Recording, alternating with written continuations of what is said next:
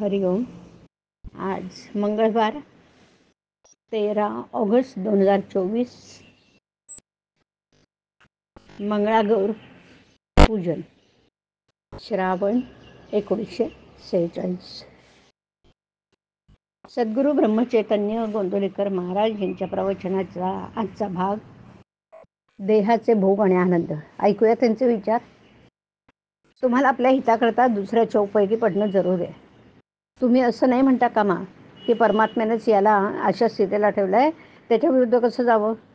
तुम्हाला परमात्म्याच्या विरुद्ध जाणं शक्यच नाही.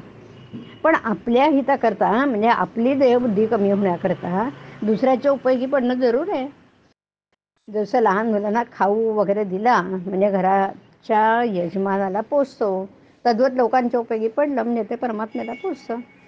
परमात्म्याने पाठवलेली दुःखणी संकट यात आनंद मानला पाहिजे.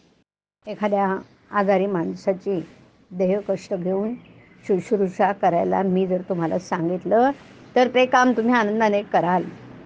सद्गुरूंनी आपल्याला हे काम सांगितलं आहे, याचा आनंदच वाटेल. मग परमात्म्याच्या इच्छेने येणारी दुःखणी संकट यांचाही तुम्ही का नाही मानू आनंद. पण परमात्मा आपला सर्वस्वी हितकर्ता आहे असा तुमचा दृढ विश्वास कुठे आहे. परमात्म्याने धाडलेली संकट त्यालाच दूर करायला कशी सांगावीत. आणि मग दुसरं असं की भोग हा भोगलाच पाहिजे. आता जर भोगला नाही तर तो पुढे तरी भोगावा लागणारच ना. देह सुस्थितीत असला म्हणजे देहाचा विसर पडतो असं तुम्ही म्हणता. पण तुम्हाला देहाचा खरंच विसर कधीही पडत नाही. त्याची आठवण सामान्यपणे असतेच.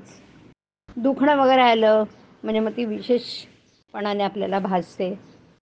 दुखणं आणि त्याचं दुःख ही दोन निराळी असल्यामुळे दुखणं आलं तरी मनुष्याला आनंदात राहता येईल.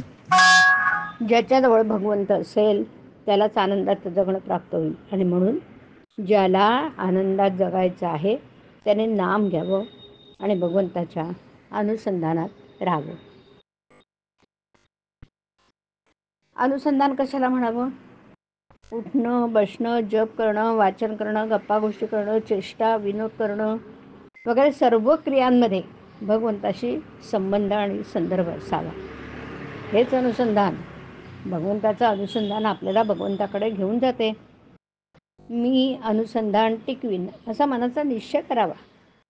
जगाच्या प्रवाहात उलट पोहणे म्हणजे भगवंताचं अनुसंधान टिकवणेच आहे. भगवंताचं होऊन प्रपंच करणे ही सर्वश्रेष्ठ कला आहे. भक्ताला ही कला अवगत झाल्याने भक्त भगवंतमय होऊन त्याला सर्व जगतात आनंदच दिसतो. देहाची सुखदुःख प्रारब्धावर टाकूया आणि नामस्मरण प्रयत्नाने प्रेमाने करूया. हरिओम. हरिओम तत्सत. हरिओम.